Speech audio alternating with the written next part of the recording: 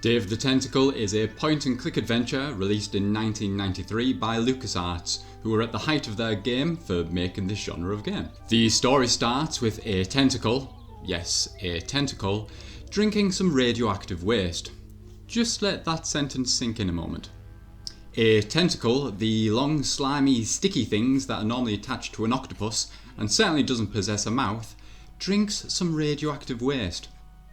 You see, in this game, tentacles are sentient and can hop around and communicate very much the same as people do. Completely normal, you might think. Well, you'd be wrong. You see, the one things the tentacles in this game don't have, and thank God, is arms.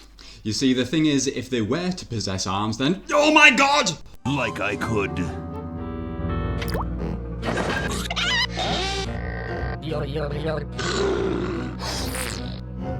Like I could.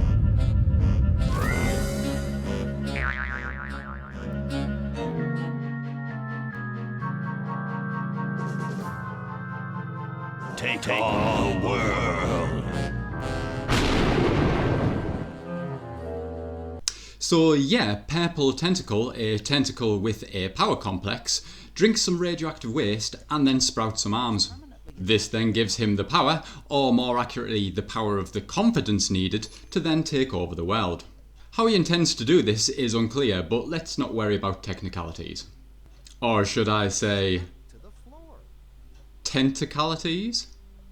So, much like returning home to discover you've left the bathtub running and the house is now flooded, your intention is to then go back in time to prevent this catastrophe from happening. Which reminds me, I must call that plumber. In Dave the Tentacle, you play with one of 3 different characters, each stuck in a different time period.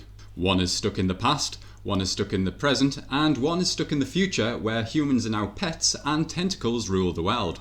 However, if Back to the Future has taught us nothing, other than it's a bad idea for our mother to fall in love with us, and therefore a problem for our unborn selves, it's also taught us that time travel is never straightforward.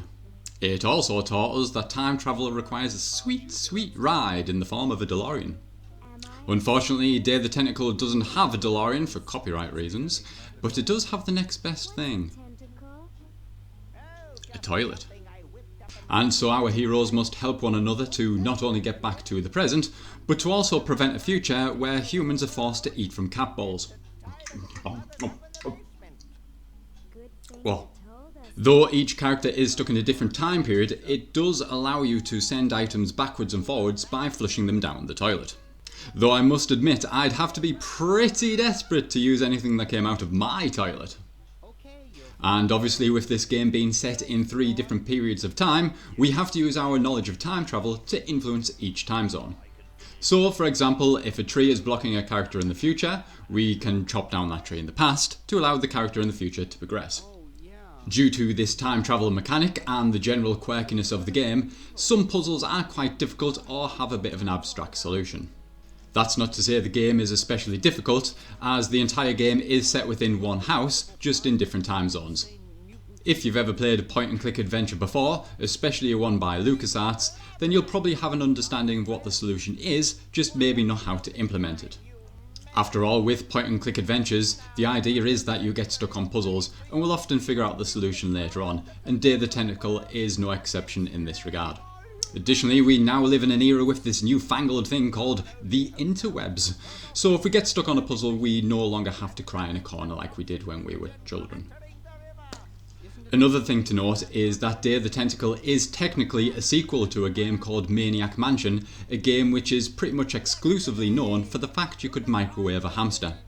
Despite being a sequel and containing some of the same locations and characters as Maniac Mansion, there is no need for you to have played that game first. In fact, the full game of Maniac Mansion is contained within Dave the Tentacle, creating its own metaverse before metaverse was a thing. Shh, nobody tell Mark Zuckerberg. Point-and-click adventures were a big genre back in the 90s, and this is considered one of the classics. This is mainly due to its big cartoony graphics, the funny and interesting storyline, and for the time, it was fully voiced, which was a novelty. Dave the Tentacle is bold, clever and funny, and a point-and-click adventure that I would recommend to anyone, humans or tentacles alike.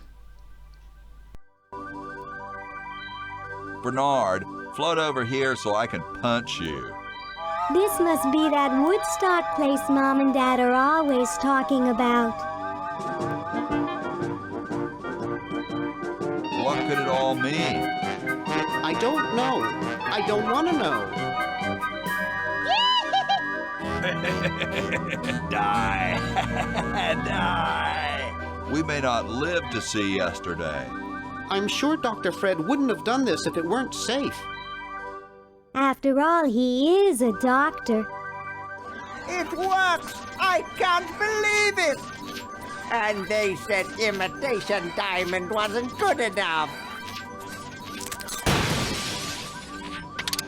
Uh-oh.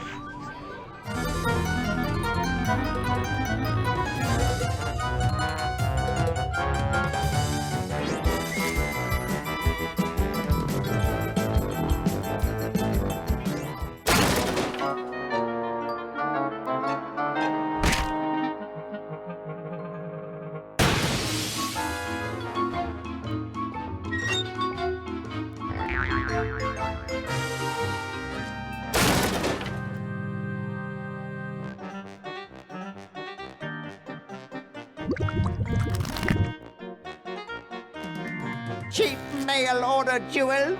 What happened to Hoagie and Laverne? I knew I should have bought a real diamond. Are they alive? My dials say that the larger specimen landed 200 years in the past, and the other is stuck 200 years in the future. Well, hurry up and bring them back. I will, as soon as I get a new diamond. Then all your buddies have to do is plug in their respective chronogens and... Plug them in?